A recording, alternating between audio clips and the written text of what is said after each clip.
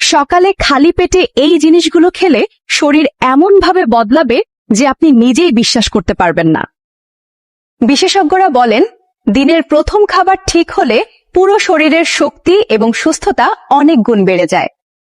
খালি পেটে কিশমিশ ভেজানো পানি রক্তশূন্যতা কমায়, শরীরে আয়রন বাড়ায় এবং ক্লান্তি দূর করে শক্তি ফেরায়। সকালে কাঠবাদাম খেলে স্মৃতিশক্তি বাড়ে, মস্তিষ্ক সক্রিয় থাকে এবং সারাদিন মনোযোগ ধরে রাখা সহজ হয়। খালি পেটে কাঁচা রসুন চিবোলে লিভারের কার্যক্ষমতা বাড়ে এবং শরীরের জমে থাকা টক্সিন দ্রুত বের হয়ে যায়।